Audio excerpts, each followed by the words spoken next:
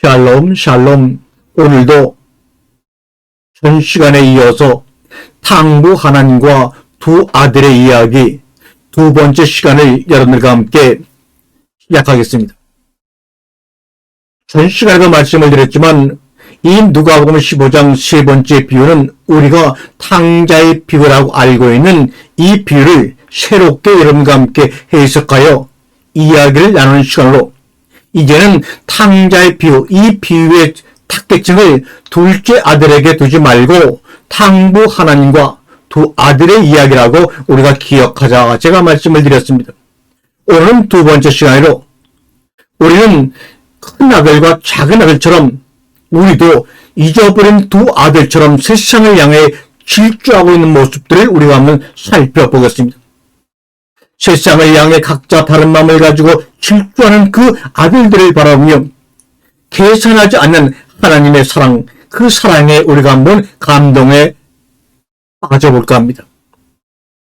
예수님의 이 이야기에 가장 걸맞는 명칭은 탕부 하나님과 잊어버린 두 아들의 비유, 이렇게 정하는 것이 가장 적합한 제목일 것입니다.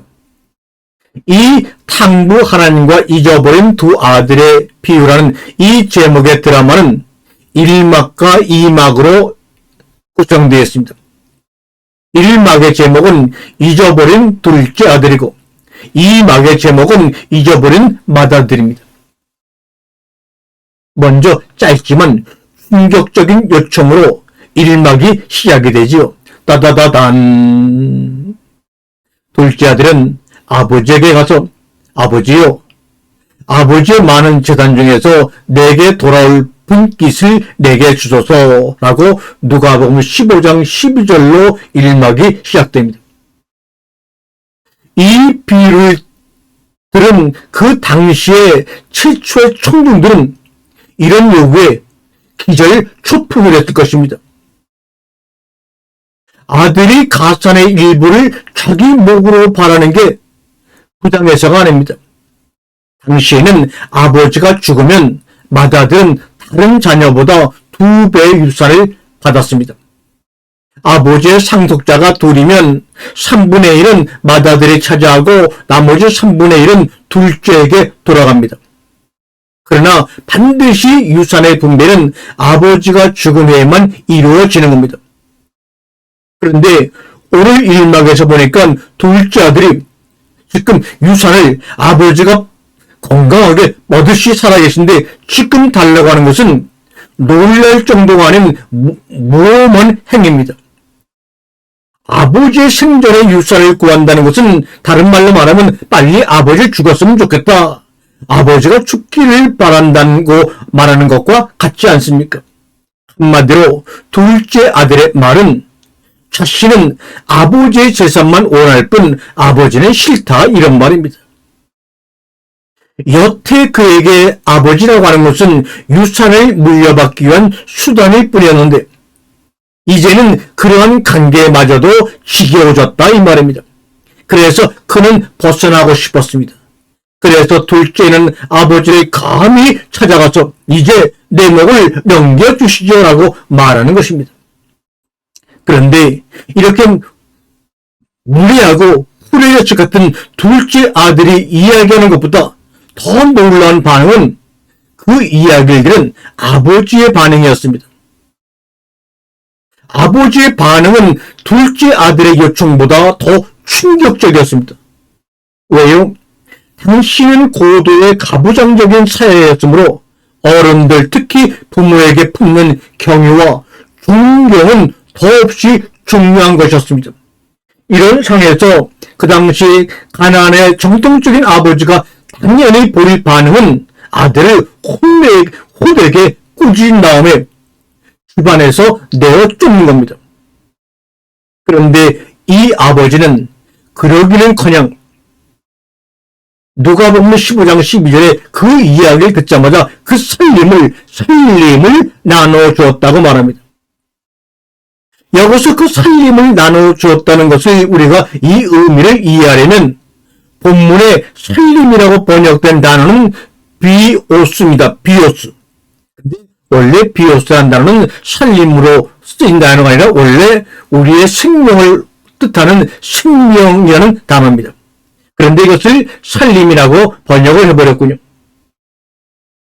굳이 살림, 재산이라는 것을 뜻하려고 하면 재산을 뜻하는 구체적인 단어가 헬라어 안에도 있는데 예수님은 그렇게 재산이라고 하는 돈이라는 단어를 사용하지 않고 생명을 뜻하는 비오스라는 단어를 사용해서 지금 아들에게 살림을 나누어 주었다. 다시 말하면 살림을 나누어 주었다는 것은 원래 비오스를 원래대로 해석하면 생명을 나누어 주었다. 누가? 아버지가 아들에게. 그걸 한번 머릿속에 기억해 두세요. 그러면 그렇게 하신 이유가 무엇일까? 있을 것 아닙니까? 그 당시에 아버지들의 재산은 주로 부동산이었을 테니 순자산의 3분의 1을 떼어내려면 골련 토지의 상당량을 팔아야 했을 것입니다. 우리는 이동이 잦은 도시 문화에 살다 보니 옛날 사람들과 땅의 관계를 잘 이해할 수가 없지요. 로저스 해머스타인의 뮤지컬 오크라 라마에 나오는 한번 이 대사를 여러분 한번 생각해 보세요. 거기 보면 오크라 라마라는 그 뮤지컬의 대사를 보면 알다시피 우리는 이 땅에 속해 있고 우리가 속한 이 땅은 광활하다는 대사가 나옵니다. 이 대사를 잘 보면 땅이 그들에게 속한 것이 아니라 그들이 땅에 속해 있다고 되어 있습니다. 이 대사 속에 잘 압축되어 있듯이 과거에는 사람들의 정체성 자체가 장소와 땅에 매여 있었습니다. 땅의 일부를 잃으면 곧 자아의 일부를 잃고 지역사회 내에서 지위가 뭉텅 잘려나갑니다. 그렇습니다. 성공하여 모든 것을 갖춘 남녀 CEO들이 아픈 자녀를 돌보려고 사업을 몽땅 팽개친 사연을 간혹 들어보셨을 것입니다. 똑같은 애는 아니지만 본문에 나오는 아버지가 한 일도 그와 약간 비슷하지 않을까요? 결국 아버지에게 둘째 아들이 요구한 것은 비로소 살림을 나누어 줬다 그랬으니 아버지의 목숨을 찢어 달라는 말입니다. 어떻게 이런 말을 합니까? 그런데 아버지는 아들의 사랑에 그대로 자신의 목숨을 찢어 나누어 줍니다. 바로 이 장면에서 하나님 아버지와 우리의 관계, 예수 그리스도가 우리에게 오셔서 십자가에 달려 자신의 생명을 찢어서 이것을 먹어라, 이것을 마셔라 하는 것이 연상되는 장면입니다. 당시 예수님의 이야기를 들었던 청중 대부분은 중동의 가부장에게서 그런 식의 반응을 본 적도 들은 적도 없었을 것입니다. 이 아버지는 아들의 사랑을 거부당한 고통뿐 아니라 초한 명예훼손까지 참고 견디고 지금 계시는 겁니다. 대개 우리는 사랑을 거부당하면 화가 나서 복수하려고 합니다. 거부한 사랑을 향한 사랑을 최단도로 걷어들여 자신의 상처를 줄입니다. 그런데 이 본문에 나오는 아버지는 아들을 줄곧 사랑하며 스스로에게 부과된 괴로움을 견디고 인내합니다. 이 이야기를 듣다 보면 우리가 아무리 뼈저린 참회를 하고 눈물을 흘려도 얻어낼 수 없는 은혜라는 것을 깨닫게 됩니다. 하나님의 은혜라는 것은 우리의 노력과 행위로 된 것이 아니고 아무리 뼈저린 참회를 했다 할지라도 그것은 하나님의 거저주시는 선물임을 우리는 이 본문을 읽어갈수록 묵상할수록 거기에 빠져들 수밖에 없습니다. 이제 이야기는 여러분 1막 2장으로 넘어가겠습니다. 둘째 아들은 먼 나라로 가서 고삐 풀린 생활 방식으로 짧은 시간 내 전 재산을 날려버립니다. 자기 신세가 말 그대로 돼지와 같아지자 그는 스스로 돌이켜 혼잣말로 잔머리를 굴리는 거죠. 계획을 짭니다. 어떤 계획이냐? 첫째로 아버지에게로 돌아가서 자신이 죄를 지어 아들의 자격을 잃었음을 스스로 고백하자. 염치불고하고 말합니다. 두 번째, 아버지에게 나를 품꾼의 하나로 보소서라고 부탁하자. 이런 계획을 짭니다. 이것은 아주 구체적인 요청입니다. 종이라는 것과 품꾼은 전혀 다른 개념입니다. 종은 주인 집에 살면서 일했으나 품꾼이라고 하는 것은 인근 마을에 살면서 품삯을 벌던 각종 상인과 공장의 공원들을 의미합니다. 많은 주석가들이 보기에 이 아들의 전략은 이런 것이었습니다. 둘째 아들은 자기 집안은 물론 지역사회의 수치가 되는 인물이 되었습니다. 아버지의 표현처럼 그는 죽은 사람입니다. 랍비들의 가르침에 따르면 지역사회 규범을 어긴 사람은 사죄만으로 안 되고 배상까지 해야 했습니다. 그러니까 아들이 하는 그 말은 이런 말입니다. 아버지, 제가 다시 집안에 들어갈 자격이 없음을 저는 압니다.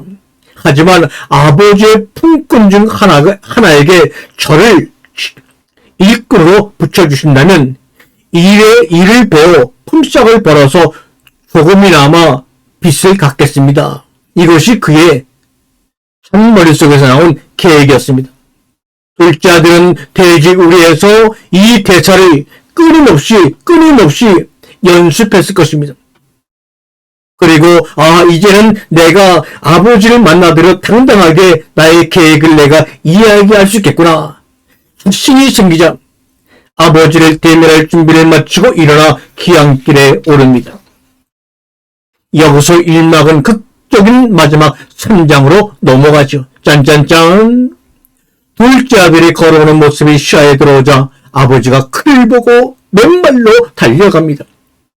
그렇습니다. 달려갑니다. 대체로 그 당시 가난지역 중동의 기품 있는 가부장은 절대로 달리는 법이 없습니다.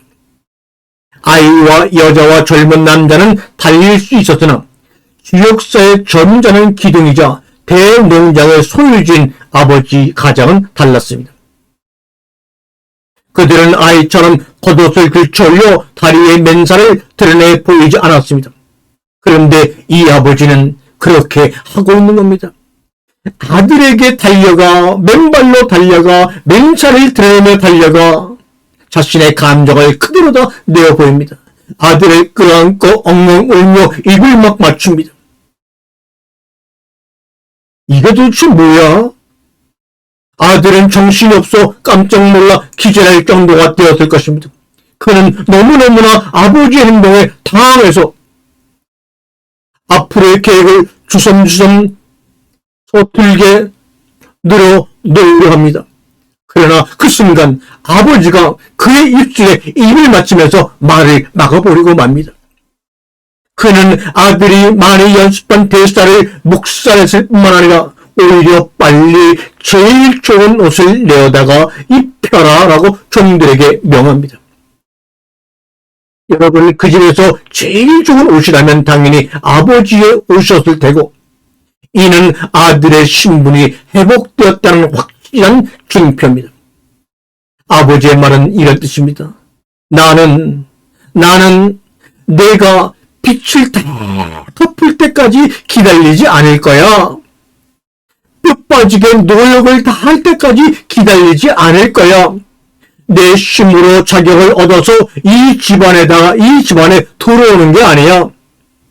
내가 그냥 너를 받아들이는 거란다.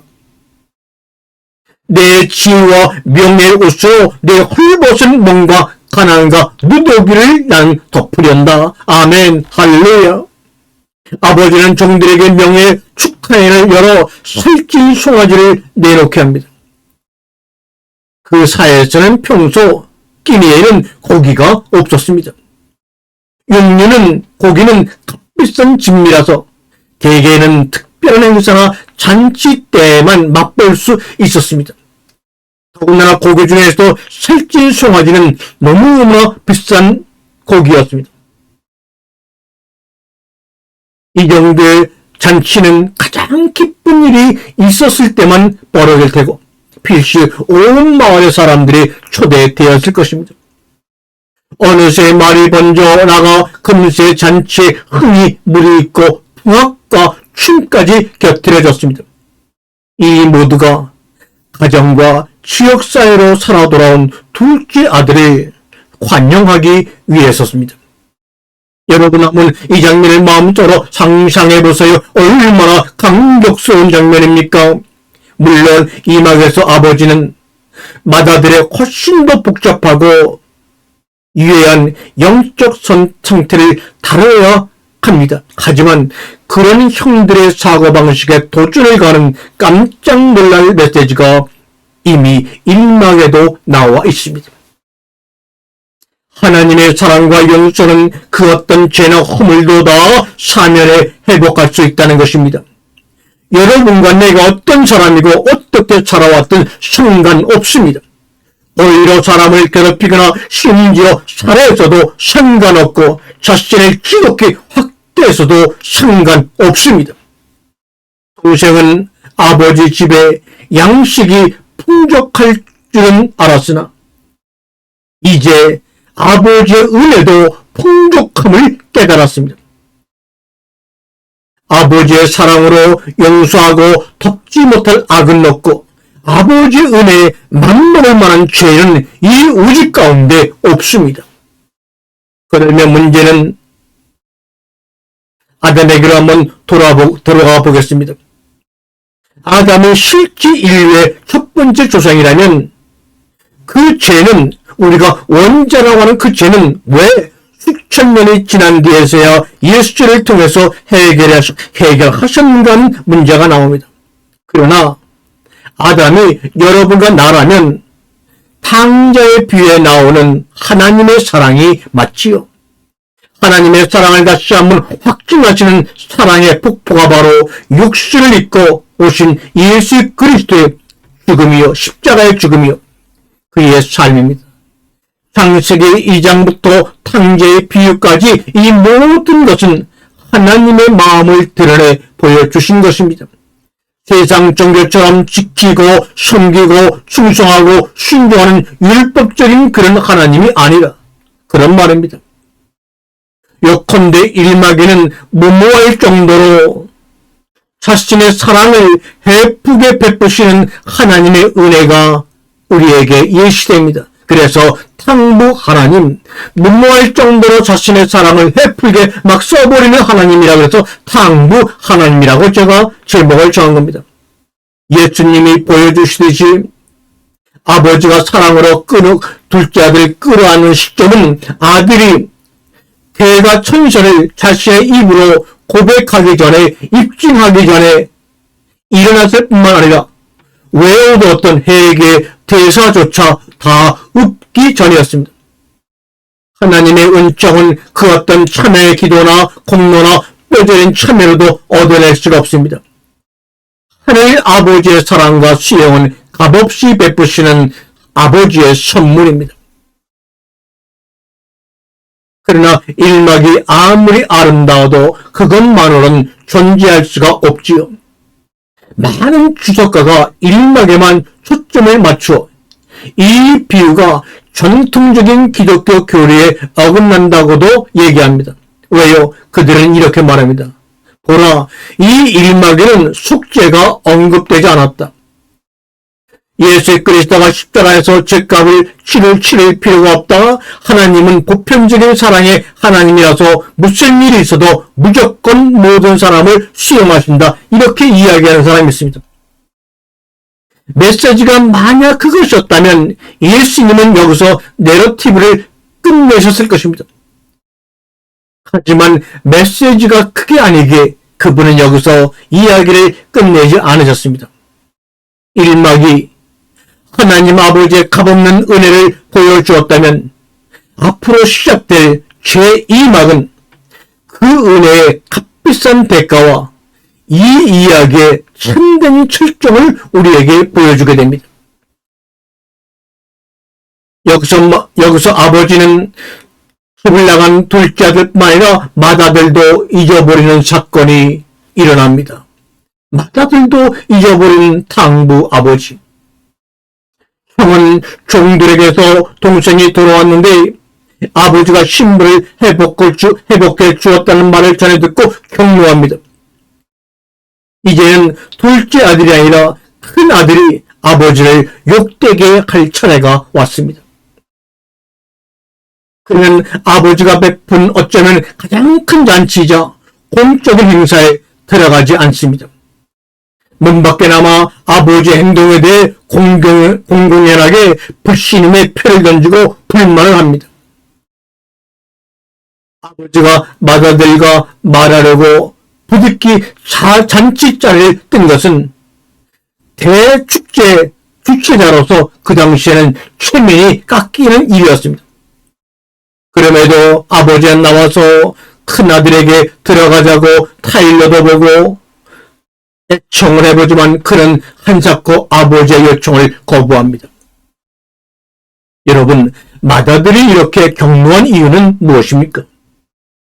그는 특히 이 모든 잔치 뒤에, 모든 일 뒤에 뒤따라올 손해 때문에 속이 뒤집힌 겁니다. 그래서 이렇게 말합니다. 나한테는 염소라도 주어 휴일에 하신 일이 없더니 어떻게 감히 그놈에게 송아지를 잡아서 잔치를 열어주십니까? 물론 살찐 송아지는 상징에 불과하죠. 아버지가 취한 행동에는 송아지보다 훨씬 큰 대가가 수반된 겁니다. 동생을 도로 집안에 들임으로써 아버지는 그를 다시 상속자로 삼아 가산의 3분의 1이라는 권리를 주어야만 합니다. 형의 계산으로는 이런 것은 총무당 만부당하니 있어서는 안 될 일이 지금 벌어지고 있는 겁니다.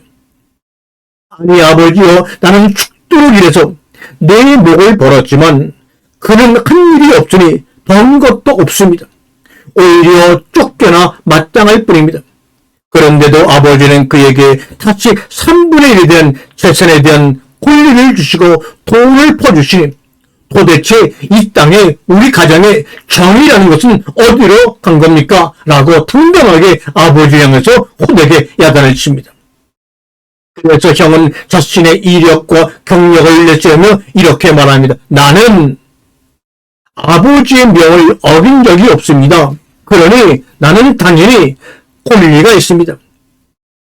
아버지가 하신 이번 일에 나도 의견을 말할 자격이 있습니다. 아버지, 착각하지 마세요. 혼자 일방적으로 이런 결정을 내리실 권리는 없습니다라고 맏아들은 이야기합니다. 이럴 듯 형은 홧김에 아버지를 무례하게 대하기까지 하고 있습니다. 그 당시 중동 문화에서 아랫사람이 윗사람을 부를 때는 극진히 예를 갖춰야 했고 특히 남들 앞에서는 토했습니다. 그런데 오늘 본문의 맏아들 형은 그러지 않았습니다. 존경하는 아버지여라고 하지 않고 그냥 보소서. 허르정머리가 없기는 허리같지요. 이거 보세요 라고 지금 아버지한테 따지고 듭니다. 어른을 공경하며 복종하는 게 절대적으로 중요했던 이 가나안 문화, 중동 문화에서 이는 아주 발칙한 행동입니다. 요즘으로 말하자면 아들이 자신의 책에 아버지의 치부를, 약점을 다 폭로해 아버지의 평생의 이력과 명예를 짓밟는 것과 같습니다. 마침내 대단원에 도달했습니다. 맏아들의 공공연한 반항에 아버지는 어떻게 반응할 것인가? 어찌할 것인가? 그 시대의 남자라면 바로 그 자리에서 부자의 연을 끊을 수도 있었습니다. 그러나 아버지의 반응은 이번에도 놀랍도록 자유롭습니다. My son, 아들아, 아들아라고 그는 말문을 엽니다. 내가 사람들 앞에서 나를 욕되게 했다만 나는 너도 잔치에 동참했으면 좋겠다. 나는 내 동생을 버리지 않을 것이고 널 버릴 마음도 없단다. 내 말대로 자존심을 버리고 잔치에 들어오라. 선택은 내 몫이다. 들어오겠느냐? 말겠느냐? 예상을 뛰어넘는 아버지 인전 호소가 신금을 울리고 있습니다.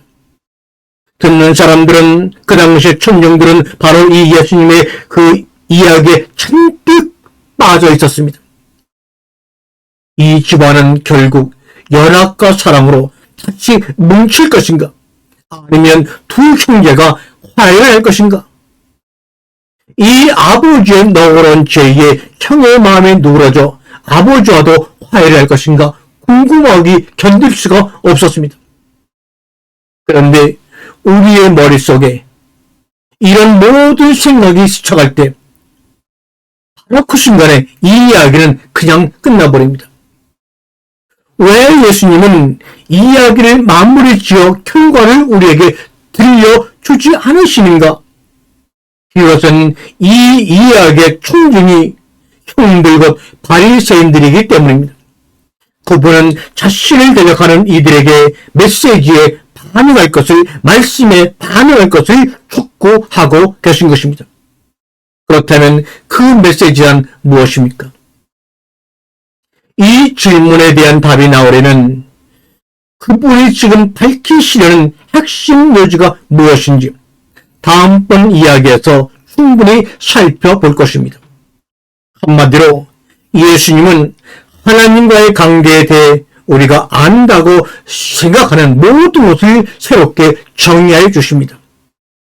죄, 잊어버림받은 상태, 구원의 바른 의미를 알려주실 것입니다. 다음 시간에 새로운 이야기로 여러분과 함께 만나도록 하겠습니다. 아멘.